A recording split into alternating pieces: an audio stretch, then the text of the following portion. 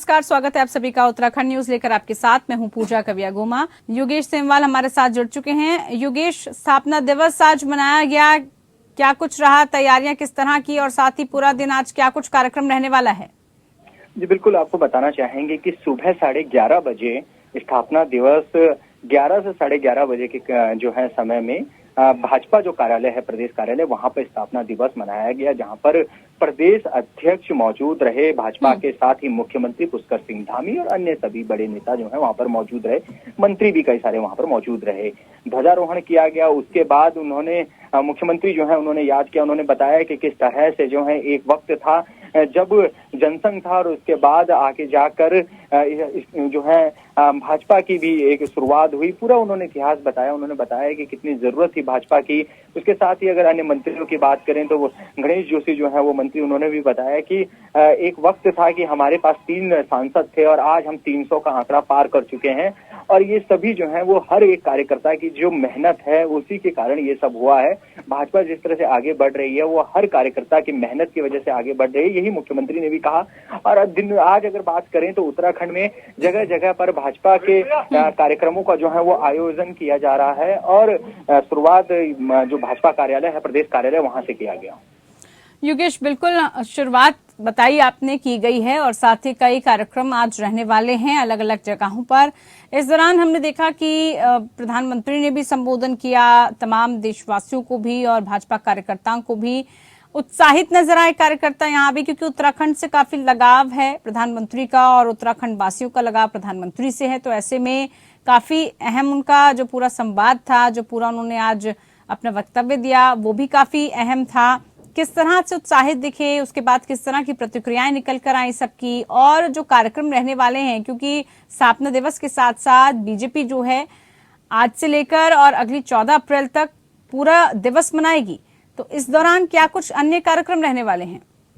बिल्कुल, आपको बताना चाहेंगे कि आज जिस तरह से प्रधानमंत्री नरेंद्र मोदी ने जब संबोधित किया तो पूरे भाजपा के जो जितने भी कार्यकर्ता थे वो सभी ने बैठकर उनके पूरे भाषण को जो है वो सुना। मुख्यमंत्री ने सुना, प्रदेश अध्यक्ष ने सुना और सभी ने जो है उनके एक एक बात को सुना। इसके बाद जिस तरह से आपने भी बताया कि प्रदेश भर में कार्यक्रमों का आयोजन किया जा रहा है, तो अलग अलग जगह में यहाँ से जो है प्रधानमंत्री के जो भाषण है उसे भी सुनाया जाएगा। उसके साथ ही जो बूथ लेवल है, बूथ लेवल पे भी कार्यकर्ताओं को संबोधित किया जाएगा और सभी को आने वाले जो आगे के जो रणनीति है उसके लिए भी तैयार रहने के लिए कहा जाएगा। जी चलिए, ठीक है, बहुत शुक्रिया योगेश आपका तमाम जानकारी पहुंचाने के लिए। तो वहीं उत्तराखंड में एक बार फिर से कोरोना के मामले बढ़ने लगे हैं। ऐसी स्थिति में चारधाम यात्रा शुरू होने को लेकर राज्य सरकार ने नई एडवाइजरी जारी की है। एहतियात के तौर पर हरिद्वार स्वास्थ्य विभाग ने जिले के सभी सरकारी और गैर सरकारी अस्पतालों में संदिग्ध मरीजों का विशेष ध्यान रखने के लिए निर्देश दिए हैं। अस्पतालों में एंटीजन और आरटीपीसीआर टेस्ट के सैंपल लेने की व्यवस्था करने को कहा गया है। साथ ही ऑक्सीजन और आईसीयू बेड आरक्षित करने के भी निर्देश दे दिए गए हैं। हरिद्वार के सीएमओ डॉक्टर मनीष दत्त ने बताया कि सभी अस्पतालों को कोरोना से संबंधित एडवाइजरी जारी कर दी गई है। अस्पताल में आने वाले मरीजों को मास्क लगाने, भीड़भाड़ वाली जगहों से बचने और कोरोना के लक्षण दिखने पर डॉक्टर से सलाह देने की अपील भी की गई है। हमने कोविड को लेकर अपने जितने भी हमारे हॉस्पिटल्स हैं, हमारे सरकारी और जितने भी प्राइवेट हॉस्पिटल्स हैं, सबको हमने एडवाइजरी जारी कर दी है कि पर्टिकुलर जैसे यात्रा सीजन भी शुरू होने वाला है तो थोड़ा सा भीड़ भी हरिद्वार में संभावित है।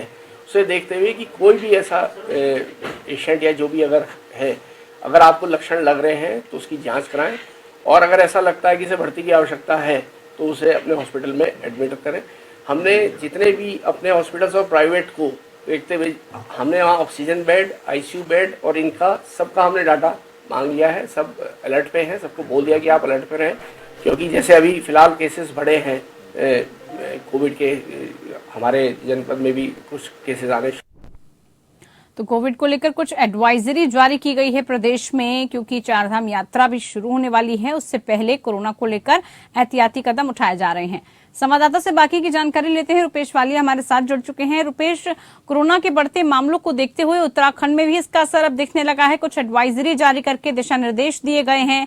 क्या कुछ एडवाइजरी में कहा गया है? किस तरह से कोरोना को लेकर उत्तराखंड सजग दिख रहा है?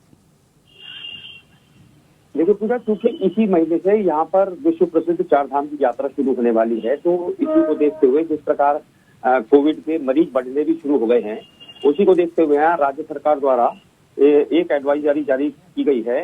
क्योंकि चार धाम यात्रा के दौरान लाखों करोड़ों लोग यहाँ पर श्रद्धालु आते हैं, तो उन्हीं की सुरक्षा को ध्यान में रखते हुए यहाँ पर ये एडवाइजरी जारी की गई है। एहतियात के तौर पर हरिद्वार स्वास्थ्य विभाग ने जिले के सभी जो सरकारी और गैर सरकारी अस्पताल हैं, वहाँ पर जो संदिग्ध मरीज हैं उन पर विशेष ध्यान दिए जाने के निर्देश दिए हैं। अस्पतालों में एंटीजन और आरटीपीसीआर टेस्ट के सैंपल लेने की भी व्यवस्था किए जाने के भी निर्देश दिए गए हैं।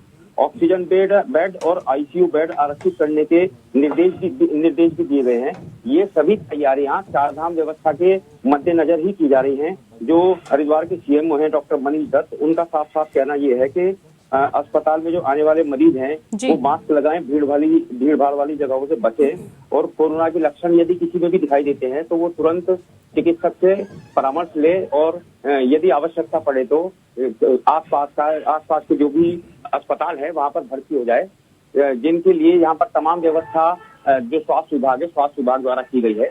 क्योंकि मैंने पहले भी बताया कि करोड़ों लोग यहाँ पर चारधाम यात्रा के दौरान चारधाम यात्रा में सम्मिलित होने के लिए आते हैं, तो जिनकी सुरक्षा के लिहाज से, सुरक्षा के मद्देनजर ही ये राज्य सरकार क्या रुपेश, इस बीच जो यात्री, जैसे हमें पता है कि चारधाम यात्रा शुरू होने वाली है, इस दौरान यात्रियों के लिए भी क्या कुछ खास गाइडलाइंस हैं कि उनको, जैसे पहले हम देखते थे कि कोरोना की रिपोर्ट उनको दिखानी पड़ती थी और तमाम प्रोटोकॉल से उनको फॉलो करना पड़ता था, तो क्या इस तरह की भी कोई एडवाइजरी यात्रियों के लिए जारी की गई है? फिलहाल तो यही एडवाइजरी जारी की गई है कि यदि आवश्यकता पड़े तो जो आरटीपीसीआर टेस्ट है वो अवश्य दिखाना होगा। क्योंकि पंजीकरण के दौरान ही, क्योंकि चारधाम यात्रा में जाने के समय यात्री जो है पंजीकरण कराते हैं, तो उसी में आरटीपीसीआर टेस्ट भी उनके द्वारा दिखाया जाएगा कि आरटीपीसीआर टेस्ट की रिपोर्ट नेगेटिव है या पॉजिटिव है। उसी के आधार पर यहाँ पर चारधाम यात्रा का पंजीकरण होगा। फिलहाल यही आरटीपीसीआर टेस्ट की ही जो अनिवार्यता है वो यहाँ पर लागू की गई है। चलिए ठीक है, बहुत शुक्रिया रुपेश तमाम जानकारी पहुंचाने के लिए। खबर चमोली से है, जहां पर संजीवनी शिखर औली में हनुमान जयंती बड़े ही धूमधाम के साथ मनाई जा रही है। यहां भक्तों ने अखंड रामायण का पाठ किया। यहां हनुमान जी का पौराणिक मंदिर है। ऐसी मान्यता है कि जब हनुमान जी द्रोणागिरी पर्वत पर संजीवनी बूटी लेने के लिए गए थे तो कुछ देर के लिए उन्होंने यहाँ विश्राम किया था। यहाँ हर साल हनुमान जन्मोत्सव के मौके पर बड़ी संख्या में श्रद्धालु पहुंचते हैं, अखंड रामायण का पाठ करते हैं, जो 2 दिनों तक चलता है।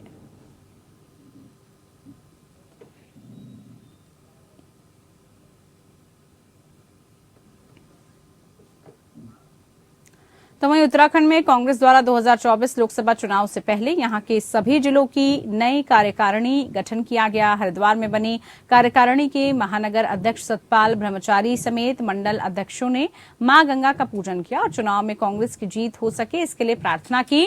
महानगर अध्यक्ष सतपाल ब्रह्मचारी का कहना है कि हरिद्वार की जनता के लिए वो अच्छा काम करेंगे। वहीं हरिद्वार विधायक मदन कौशिक के 22 साल के कार्यकाल को लेकर सतपाल ब्रह्मचारी का कहना है कि जिस व्यक्ति को जनता ने 22 साल दिए उनके द्वारा अवैध प्रॉपर्टी और नशे का कारोबार बढ़ाया गया। इन मुद्दों पर कांग्रेस लड़ाई लड़ने का काम करेगी। वहीं उन्होंने कहा कि आगामी लोकसभा चुनाव में कांग्रेस के उम्मीदवार को जिताने का प्रयास किया जाएगा। ये आपके सामने है, हरिद्वार की जनता के लिए, हरिद्वार के लिए जो अच्छा होगा उसको करने की कोशिश करेंगे। 22 साल जवाब दो, 22 साल ये हमारा नारा रहेगा। जिस व्यक्ति को 22 साल आपने दिए हों, प्रॉपर्टी, शराब, स्मैक, दारू और भी जो अनैतिक कार्य हैं, क्या क्या इस हरिद्वार में हो रहा है, उसकी लड़ाई लड़ने का और मां गंगा की मर्यादा बनी रहे उसके लिए कांग्रेस काम करेगी।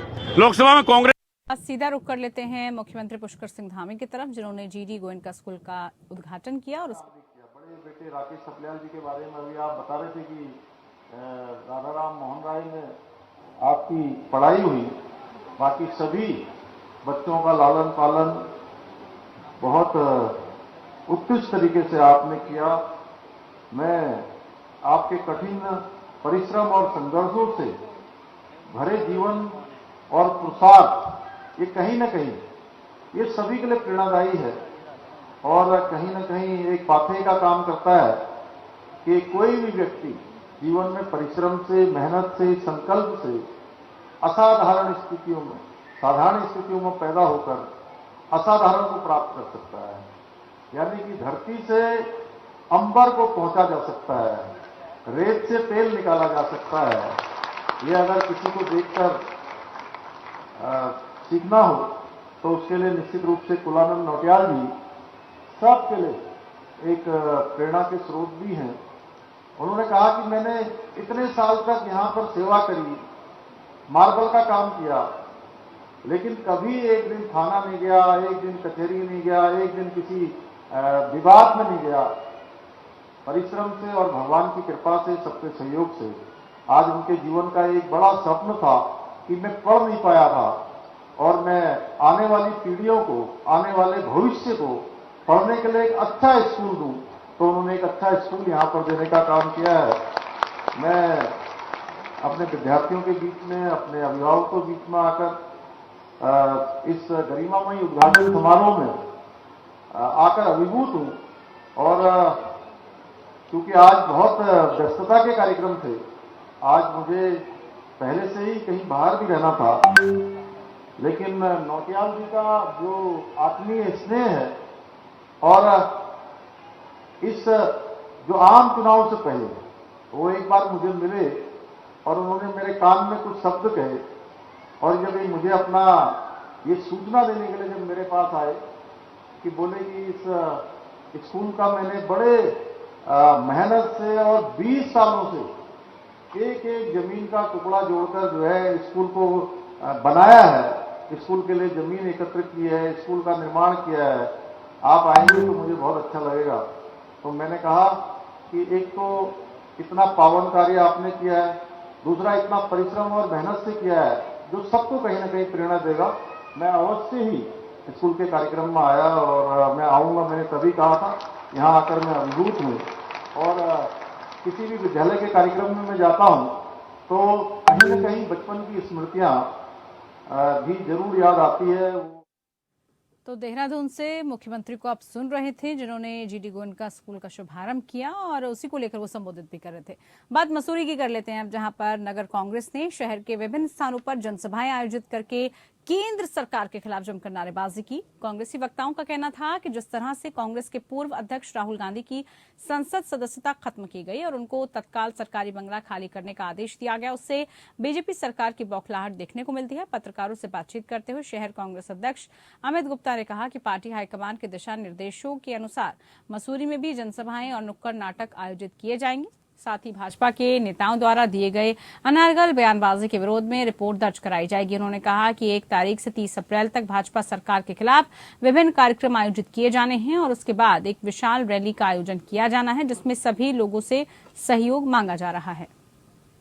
बता दूं कि ये जय भारत सत्याग्रह कार्यक्रम है जो अखिल भारतीय कांग्रेस कमेटी और प्रदेश कांग्रेस कमेटी के निर्देशानुसार पूरे प्रदेश और पूरे देश में चलाई जा रही है।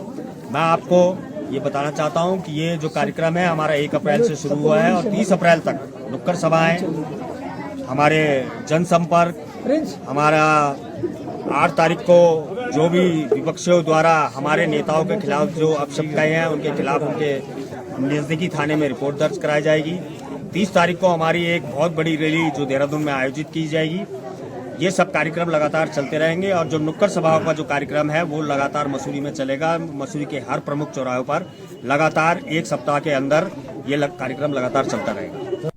बात अब रुड़की की, जहां पर आयोजित पत्रकार वार्ता में बीजेपी ओबीसी मोर्चा के प्रदेश अध्यक्ष राकेश गिरी ने बताया कि गुरुवार से प्रदेश में चलो गांव चलो घर घर अभियान का शुभारंभ किया जा रहा है। अभियान के तहत ओबीसी समाज के लोगों को पार्टी के लिए एकजुट किया जाएगा। साथ ही केंद्र सरकार की उपलब्धियों के बारे में भी बताया जाएगा। उन्होंने कहा कि ओबीसी मोर्चा पार्टी के दिशा निर्देश के अनुसार काम कर रहा है। 6 अप्रैल को भाजपा का स्थापना दिवस है और इसी दिन इस अभियान की भी शुरुआत की जाएगी। अभियान 14 अप्रैल तक चलेगा। इस अभियान में 50,000 परिवार तक पहुंच जाएंगे। 50,000 परिवारों तक पहुंचा जाएगा। सामाजिक समरसता के तहत घर घर जाकर जानकारी दी जाएगी। साथ ही राकेश गिरी ने यह भी बताया कि केंद्र सरकार ने गरीबों के लिए निर्णय लिए हैं। प्रधानमंत्री नरेंद्र मोदी के प्रयास से ही राफेल देश को मिला। 70 साल के बाद बिजली घर घर पहुंची। उन्होंने कहा कि किसी दल ने ओबीसी समाज के बारे में नहीं सोचा। प्रधानमंत्री ने ओबीसी विश्वकर्मा योजना के तहत 20 लाख करोड़ की योजना शुरू की। इन सभी योजना के बारे में घर घर जाकर बताएंगे। वहीं जिला पंचायत अध्यक्ष किरण चौधरी ने कहा कि पूरे प्रदेश में बड़े स्तर पर यह अभियान चलेगा। भाजपा नेता कविंद्र चौधरी ने बताया कि उन्हें इस अभियान के लिए बनाई गई 5 सदस्यीय टीम का सदस्य बनाया गया है। जोर शोर से अभियान चलाया जाएगा और 2024 में सभी को जोड़ा जाएगा। पूरे देश में जिस तरह से हमारा राष्ट्रीय नेतृत्व 6 तारीख से लेकर के 14 तारीख तक गांव-गांव चलो घर घर चलो अभियान लेकर के इस विषय को नीचे धरातल पर उतारने के लिए अपने कार्यकर्ताओं की टीम बना करके नीचे सक्रिय रूप से पहुंचाने का काम करेंगे। तो ऐसे ही उत्तराखंड में हम लोगों ने अपने केंद्रीय नेतृत्व के आग्रह पर आदेश पर हम लोगों ने यहाँ पर अपनी टीम बनाई है। और कल हमारी पार्टी का स्थापना दिवस है। उसी स्थापना दिवस पर जो ओबीसी मोर्चा भारतीय जनता पार्टी का जो ये हिस्सा है, ये अपने सभी कार्यकर्ताओं को लेकर, अपने शीर्ष नेताओं को लेकर घर घर चलो गांव गांव चलो, जो हमारी प्रधानमंत्री नरेंद्र मोदी की जो नीतियां है ओबीसी के लिए, गरीब के लिए, किसान के लिए, वो हम हर एक गली तक, हर एक गांव तक ये जानी चाहिए। ये हमारा कर्तव्य भी है। चलिए इसी के साथ उत्तराखंड न्यूज में फिलहाल के लिए इतना ही। नमस्कार।